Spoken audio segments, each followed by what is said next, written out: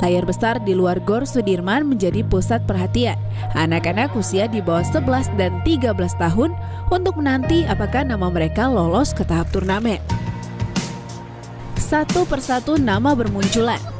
Senang berselimut rasa bangga terpancar pada diri para pejuang cilik yang namanya terpampang di layar besar. Itu artinya mereka berhak melaju ke tahap turnamen. Sementara kesedihan tak dapat ditutupi dari raut wajah atlet yang tak lolos tahap screening. Seperti salah satunya adalah atlet asal Lombok Barat, Bayu Satria Wardana.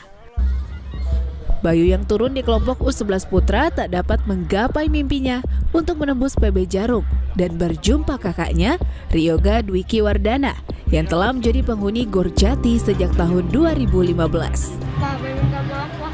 Ya, Papa maafin Bayu, tapi Bayu janji lebih semangat lagi latihannya ya, biar bisa masuk di Jarum Kudus ya. Jangan nangis, harus kuat jadi laki ya.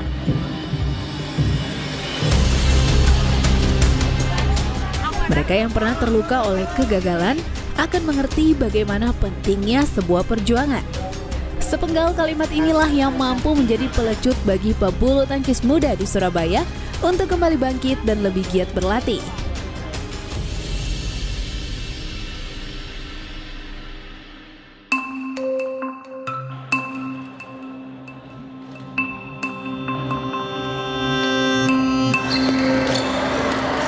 Gor Bulu Tangkis Sudirman ini menjadi arena para calon bintang bulu tangkis tanah air untuk mendapatkan super tiket final menuju Kudus, Jawa Tengah.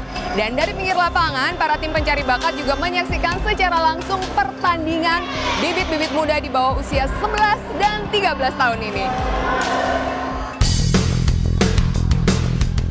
Runtuhnya dominasi wakil Lombok berlanjut di tahap turnamen. Kali ini giliran Bayu Arya Jumadil Kubro yang turun di kelompok usia di bawah 11 tahun putra. Bayu yang merupakan adik kandung pebulu tangkis nasional Wahyu Nayaka kandas di turnamen kedua dengan lawan yang sama saat di Kudus tahun lalu. Berjumpa Rafael Razinski Sadat asal Surabaya, Bayu menyerah 2 game langsung 8-21, 11-21.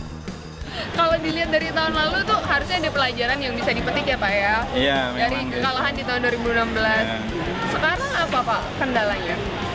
Ya memang karena musuhnya dia lebih senior 1 tahun gitu. Jadi dia tahun lalu dia kalah dengan dia juga kalah di power sama kalah di di teknik permainannya.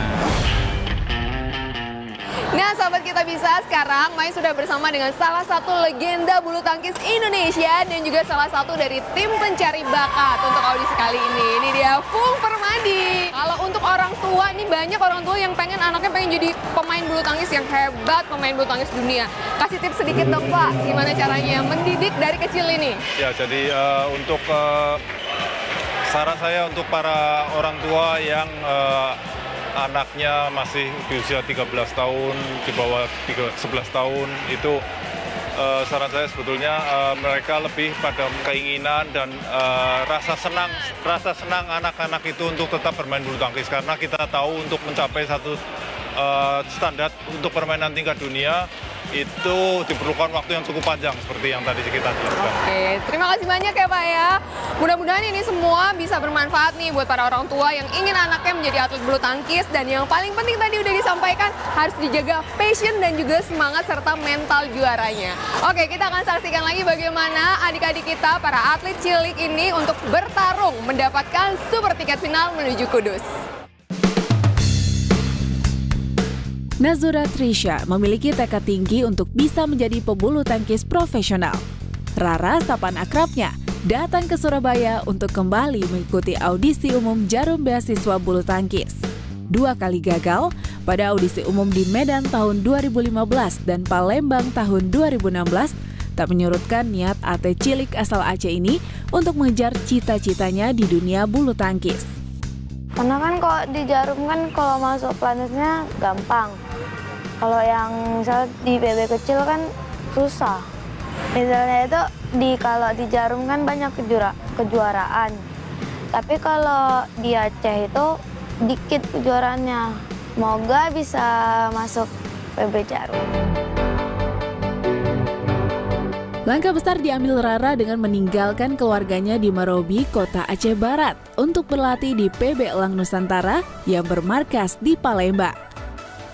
Di bawah pelatih bertangan dingin yang pernah menemukan bakat Alven Yulianto, Dwi Nur Supriyanto, Rara berlatih setiap hari dengan kombinasi latihan mulai dari fisik, teknik, dan permainan. Kebetulan ini satu-satunya ya yang selama ini saya pegang, selain saya di Bali dulu. Ini termasuk anak yang memang keinginannya sangat tinggi. Program apa yang saya berikan, dia makan terus, tanpa mengeluh. Pada turnamen kedua ini, atlet asal Aceh Nazura Trisha meladeni permainan Mega Statement Neva dari Banyuwangi.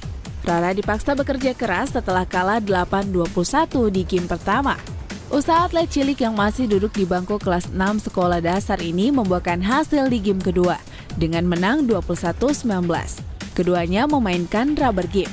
Sempat mendapat perawatan medis di game penentu, Rara mampu bangkit dan mengunci kemenangan dengan skor tipis 22-20.